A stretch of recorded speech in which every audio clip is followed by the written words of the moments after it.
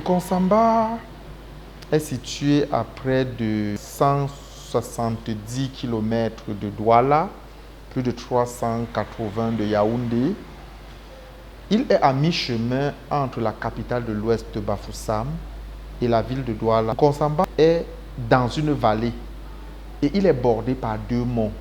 Nous avons le mont Manengouba à l'ouest et du côté du sud, nous avons le mont Lonako.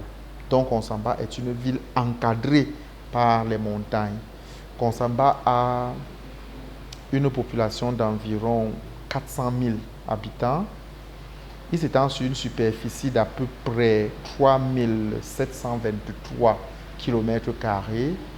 Il a un climat équatorial avec beaucoup de précipitations abondantes entre le mois de juin et septembre. Deux petites saisons de pluie, deux petites saisons sèches.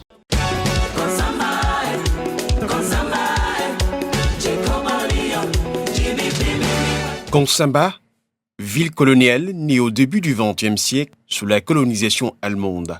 Pôle industriel pour les colons blancs grâce à la production de café, avec une population estimée à 200 000 habitants par l'autorité, Nkonsamba jadis troisième ville du Cameroun. Nkonsamba a été le siège des colons avant les indépendances. Nkonsamba est une ville coloniale. Nkonsamba est devenu centre urbain depuis pratiquement 1923. Et la force de Nkonsamba, c'est d'abord son climat, qui est suffisamment doux et attrayant. Ce climat a amené des colons qui sont venus nombreux créer de très vastes plantations. Les cultures de rente qui étaient essentiellement cultivées en Nkonsamba, c'était le café. Et justement, à cette époque, il y avait plein d'usines à café en Nkonsamba.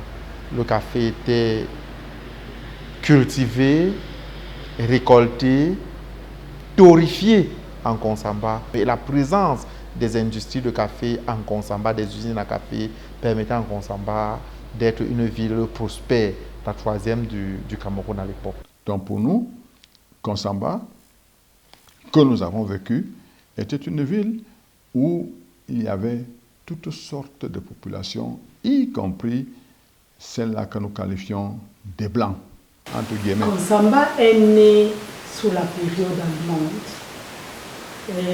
avec l'inauguration du chemin de fer et de la ligne Bonabéry-Nkonsamba, terminus de la ligne Nord. Ce chemin de fer a été un moteur essentiel de l'urbanisation dans le département du Lungu. Nkonsamba lui doit sa fortune. À l'époque de nos parents, un planteur pouvait sortir facilement 300-400 sacs de café, même 1000 sacs. Voilà pourquoi cette ville avait une force. Raison pour laquelle vous avez trouvé même la BEAC ici en Nkonsamba, c'est à cause du café. Nkonsamba était l'un des principaux foyers de convergence des populations camerounaises et étrangères où elles coexistaient pacifiquement dans un cosmopolitisme. Aujourd'hui, Nkonsamba est devenue une ville très pauvre.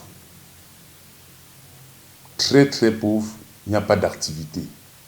À l'époque, il y avait Zivolos, il y avait Dafcam, il y avait Tadikam, il y avait Veritas, il y avait Zivolos, il y avait Gozognac, il y avait Niamendjeu. La ville était en mouvement. Au jour d'aujourd'hui, toutes ces sociétés sont fermées. Nkonsamba connaît depuis au moins 2 décennies un déclin progressif et redoutable. Sur le plan mondial, il y a eu plusieurs récessions économiques qui sont passées et qui sont connues. Mais au niveau de Nkonsamba en tant que ville, je pense que la paupérisation avancée de ces populations provient en grande partie, disons à près de 70, pour ne pas dire 80%, de la chute des cours des matières premières, notamment le café. La ligne de chemin de fer, construite par les Allemands, qui allait de Douala vers l'ouest du Cameroun, connaît sa fin de course en Konsamba à cause de nombreuses difficultés. Le chemin de fer de l'ouest du Cameroun était un programme colonial, ce n'est pas un programme du gouvernement camerounais. Le Cameroun n'était pas encore indépendant. Donc quand les colons qui avaient ce projet ont perdu la guerre, ils sont partis. Si ça s'est arrêté, c'est peut-être parce que le développement n'a pas suivi et les différents plans quinquennaux de l'époque n'ont peut-être pas prévu la poursuite de cette activité-là. Sur ce plan-là, on a peut-être voulu privilégier le grand nord du Cameroun au lieu d'aller vers le grand ouest du Cameroun. Raison pour laquelle les marchandises transportées par le train s'arrêtaient en Konsamba pour être transportées par voiture pour l'ouest.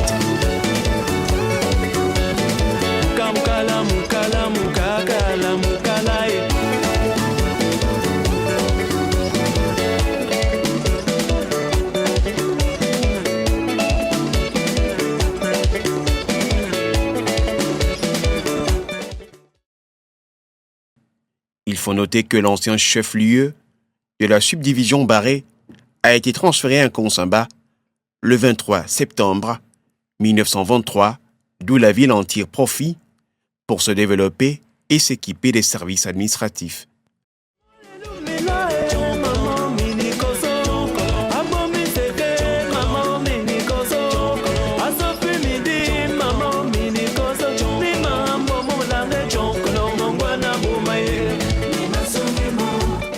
Aujourd'hui, Konsamba, cette ville, dont la population est estimée à 400 000 habitants, est le chef-lieu du département du Mongo, région du littoral.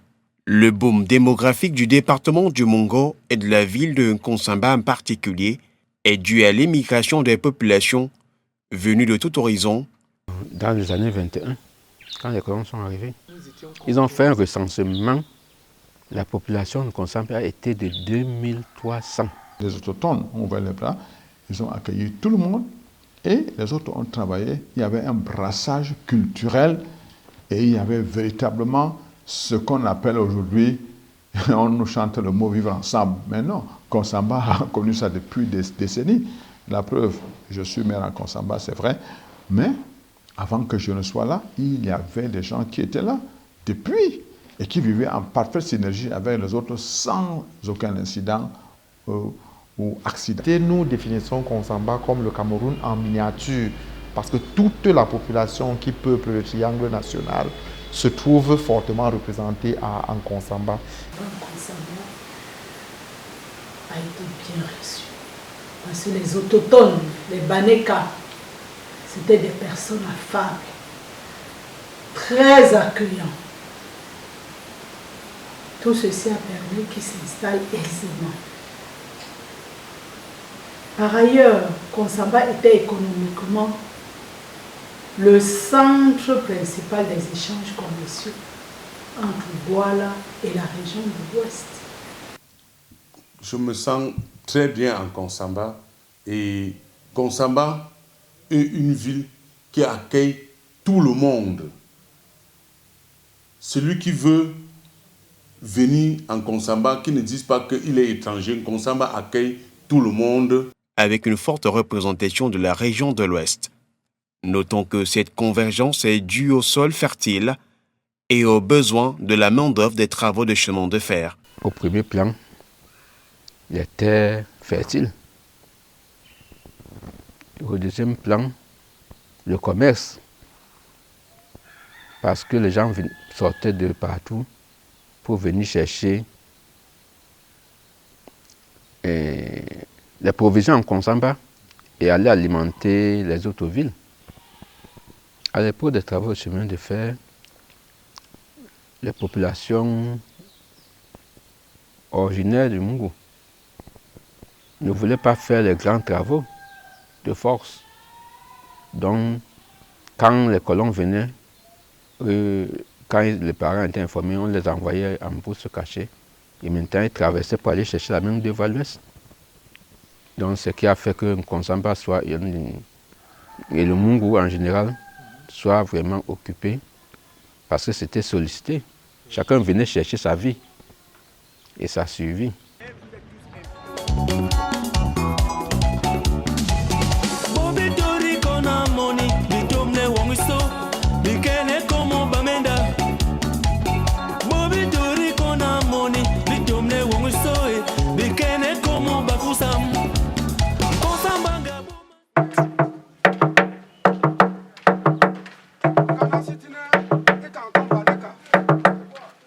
Le peuple originaire de cette localité est constitué des Baneka réunis dans 12 villages. Les Baneka, en Konsamba. Et puis il y a nos frères à côté, les Bakaka, les Mbo, qui se sont aussi à nous, parce que c'était la plus grande ville. Nous n'étions pas aussi nombreux. J'ai un procès verbal qui disait que nous étions 2300 habitants dans les années 1921. Konsamba jadis, troisième ville du Cameroun, a besoin de l'apport de tous pour que lui revienne le rayonnement d'antan. La ville de Konsamba appartient à tous les habitants de cette ville de Konsamba. Tous sans exception. Il faudrait absolument qu'ensemble, nous nous soudons les coudes et que nous pensons juste le développement de notre chère ville Konsamba. Je pense que l'espoir est là. L'espoir est là. Aujourd'hui, l'espoir est permis. L'espoir est permis, je dirais, avec la politique de notre chef de l'État, le président Paul Biya, à travers la mise en œuvre effective de la décentralisation. Nous sommes très satisfaits de savoir que les enfants de Konsamba sont très attachés à leur ville, de quelque bord qu'ils viennent, parce que Konsamba, c'est l'exemple par excellence du vivre ensemble. Ils ne demandent qu'à ce qu'on les invite pour venir travailler pour le développement et pour l'épanouissement de cette ville. Nous, au niveau de la municipalité, nous sommes en train de travailler d'arrache-pied pour leur proposer des projets porteurs afin qu'ils puissent les implémenter et que Konsamba reprenne la place qui doit être la sienne dans le Conseil des villes de notre pays. Pays qui projette l'émergence à l'horizon 2035, le Cameroun peut-il avancer sans Konsamba, ville qui lui a beaucoup mais alors tout donné?